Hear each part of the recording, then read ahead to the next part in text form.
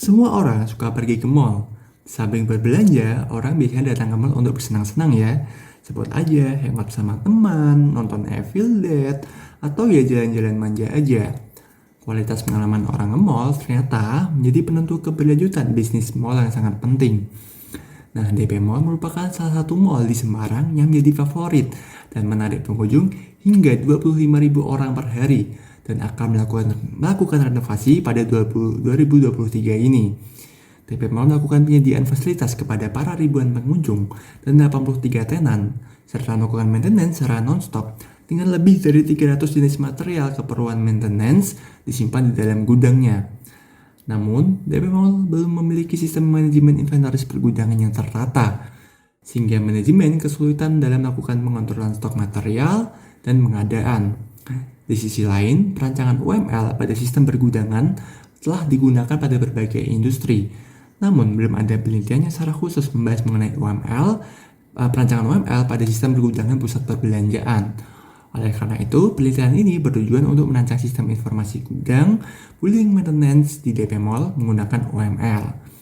Penelitian ini berfokus pada studi kasus, proses pengambilan, penyimpanan, dan kontrol stok gudang, building maintenance DP Mall.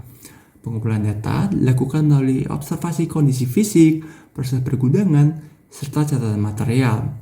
Wawancara simetri struktur juga dilakukan pada stakeholder gudang.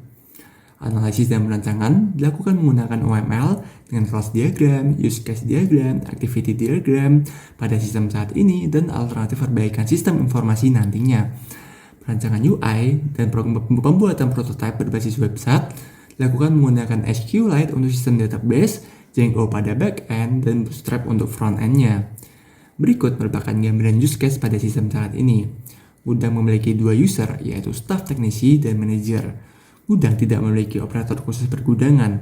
Segala aktivitas pergudangan dominan dilakukan oleh staf teknisi. Berdasarkan temuan, belum ada aktivitas pemantauan secara real-time terhadap status material. Otomatisasi tugas-tugas pergudangan ternyata juga belum dilakukan. Verifikasi atau autentikasi pengguna saat melakukan pengambilan atau penyimpanan barang juga belum ada. Kemudian, berdasarkan hasil observasi dan wawancara dengan stakeholder, kebutuhan paling utama sistem adalah kemampuan untuk pencatatan material secara real-time. Berdasarkan kebutuhan tersebut, saya mengembangkan sistem dengan fitur use case baru berupa tracking status material secara real-time. Selain itu, saya juga menambahkan fitur pencarian barcode, autentifikasi pengguna, dan verifikasi in-out material untuk melengkapi sistem informasi yang akan saya buat. Berdasarkan sistem itu tersebut, berikut adalah skema database yang saya kembangkan untuk sistem. Terdapat 12 kelas dengan kelas-kelas utama seperti user, material, stok, catatan in-out barang untuk menyimpan segala entitas dalam sistem.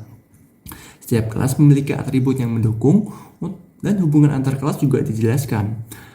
Sebagai perbandingan, berikut merupakan aktivitas pengambilan barang dalam skema diagram aktivitas pada keadaan saat ini.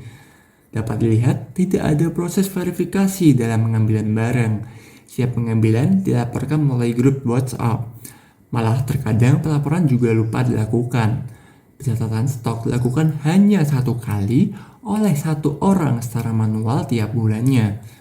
Berikut merupakan aktivitas pengambilan dan penyimpanan barang setelah sistem informasi gudang dibuat. Dapat dilihat, sebelum pengambilan terdapat proses autentikasi pengguna melalui login. Kemudian pelaporan dapat dilakukan dengan mudah dengan adanya fitur scan barcode untuk mencari barang dengan cepat. Permintaan pengambilan atau penyimpanan barang kemudian dapat diverifikasi oleh manajer gudang. Jika disetujui, sistem secara otomatis melakukan pencatatan dan update stok. Manajer dapat dengan mudah memantau secara real-time status material untuk membantu membuat keputusan pengadaan materialnya. Nah, berikut merupakan tampilan prototipe sistem informasi gudang. Website pertama saya yang saya buat dengan cinta ya. Website dapat juga diakses oleh perangkat mobile nih, dan dapat dengan mudah juga menyesuaikan tampilan mobilenya. Baik, berdasarkan itu, beberapa kesimpulan yang dapat saya ambil adalah kebutuhan dan fungsi yang harus dipenuhi oleh sistem informasi gudang pada DP Mall adalah manajemen stok dan pemantauan ketersediaan barang. Use case pada sistem informasi baru itu sudah meliputi pencatatan secara real time dan juga terintegrasi dengan database dengan 12 kelas beserta relasi dan atributnya. Selain itu, dihasilkan prototipe dengan tampilan user-friendly yang responsif untuk sistem. Penelitian selanjutnya akan lebih dalam lagi menganalisis kebutuhan sistem tambahan dan implementasinya. Selain itu, pengetahuan mengenai improvement dapat lebih diperdalam lagi dengan penilaian rantai pasok, mungkin menggunakan skor atau loading proses dengan stream mapping. Sekian pemaparan saya. Terima kasih atas waktu yang diberikan. Jika ada pertanyaan, silakan di kolom komentar. Terima kasih.